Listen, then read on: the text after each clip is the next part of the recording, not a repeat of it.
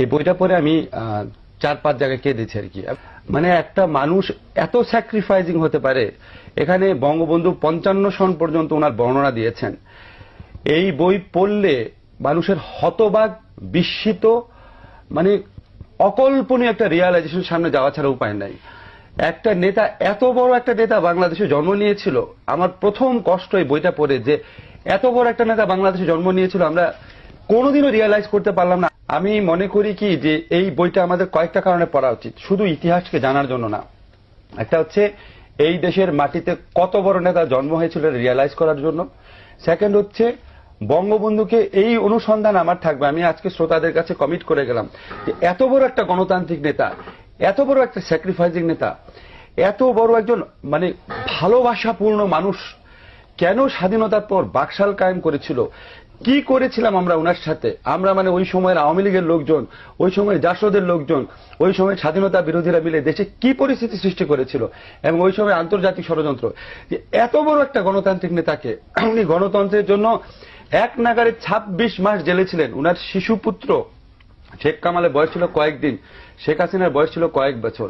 আমিও তো বাবা হয়েছি, আমি আজকে ফিল করি এরকম বয়সী সন্তানকে রেখে উনি বছরের পর বছর জেলে থেকেছেন। এত বড় একটা মানুষ কেন বাকশাল করেছিলেন, কি আমরা তৈরি করেছিলাম সেটা আমার জানতে হবে। সেই অনুসন্ধানটা, সেই গবেষণা করার প্রয়োজনটা এখানে আসছে। থার্ড যে জিনিসটা লাস্ট আমি বলবো, যে আজকের রাজনীতিবিদদের জন্য এই বইয়ের পাতায় পাতায় উদাহরণ আছে, এই বইয়ের পাতায় পাতায় আত্মদর্শন আছে, পাতায় পাতায় দিক নির্দেশনা আছে। আজকের রাজনীতিবিদরা যেন এই বইটা পড়েন এবং অনুভব করেন যে বঙ্গবন্ধুর থেকে ওনারা প্রত্যেকে কত নিচে নেমে গেছেন, কত দূরে সরে গেছেন। এটা বিএনপির ক্ষেত্রে যেমন সত্যি, আওয়ামী লীগেরও অধিকাংশ নেতার ক্ষেত্রে সত্যি।